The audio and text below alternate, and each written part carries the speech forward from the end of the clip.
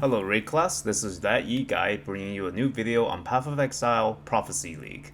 After completing more than 2,000 prophecies and spending roughly 11,000 silver coins on obtaining and sealing certain valuable ones, I want to share what I've learned from this experience. First of all, is prophecy farming profitable? By prophecy farming, I mean spamming silver coins and trying to complete as many as possible. And the conclusion is yes, but it is extremely time consuming and tedious. Overall, it isn't really much more profitable than other methods, with one possible exception, which I will talk about in a bit.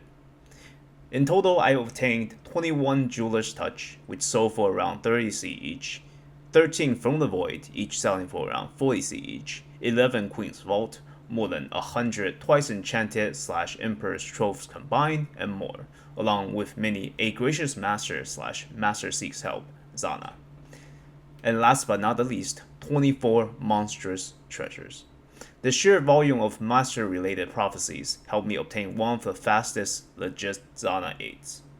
On top of that, I got many more useful ones that help boost the returns from maps. Another thing you should keep in mind is how many prophecies grant you an abundance of fuse orbs.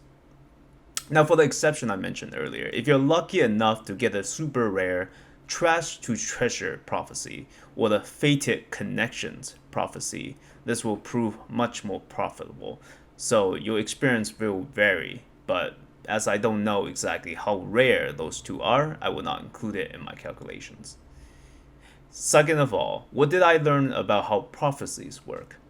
Well, the prophecies all have very specific level ranges tied to them, and during my testings I used 3 different characters. A super low level fresh account, a level 63 who just reached Merciless, and a level 92 endgame character.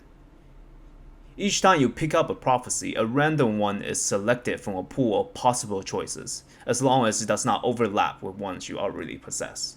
From my personal experience, it does not help to delay your progression in order to limit your pool. For example, my level 63, who just reached Merciless, was still assigned prophecies requiring me to go to the Prism area, an area I have not yet unlocked. Difficulty, however, will limit your selection. Most of the Jeweler's Touches I obtained was from normal difficulty, without many of the item upgrade prophecies and map related ones diluting the selection pool. I managed to hunt down multiple Jeweler's Touches.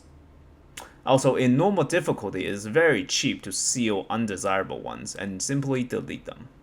The trade-off, however, is that prophecies such as Twice Enchanted and Emperor's Tropes that would be worth a lot in Merciless will be worthless in normal, and you will also miss out on a lot of valuable ones, such as From the Void.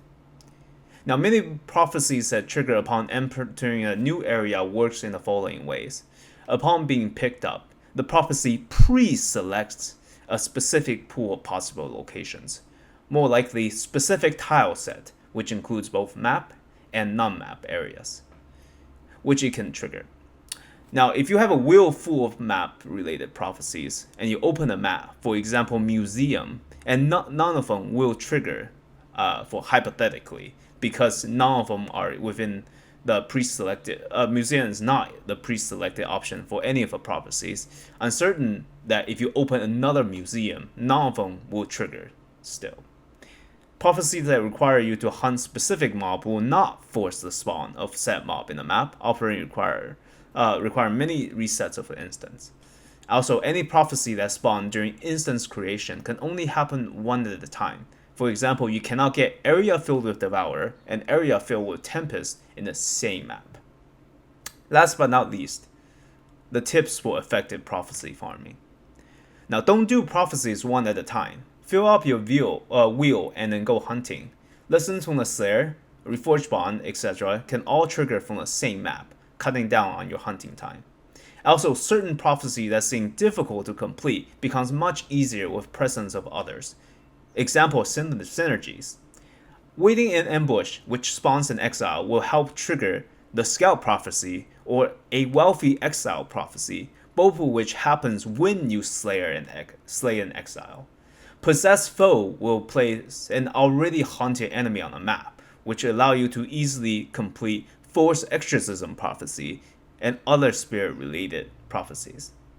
Hidden Vault pathway will help you complete complete the corrupt prophecy by generating a wall area. Another reason to fill up your wheel before you leave town. You don't have to rush and remove the bad ones. Keeping it on the wheel will prevent the same one from being rerolled, saving yourself the headache or wasted silver coins.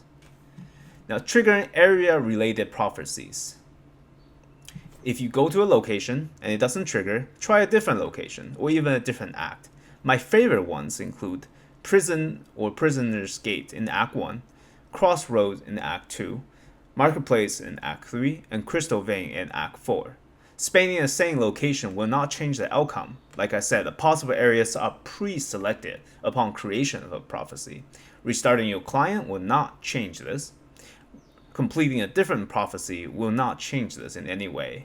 But what you can do to try to affect this, and hypothetically, you're trying to get Monster's Treasure to trigger in a very desirable map. Either a T12 for a Cartographer's Chest, or a higher tier for better rewards. So completing Monster's Treasure on a different map, and then picking up a whole new Monster's Treasure will give you a new preset list, allowing you to try to get it on the specific map you want.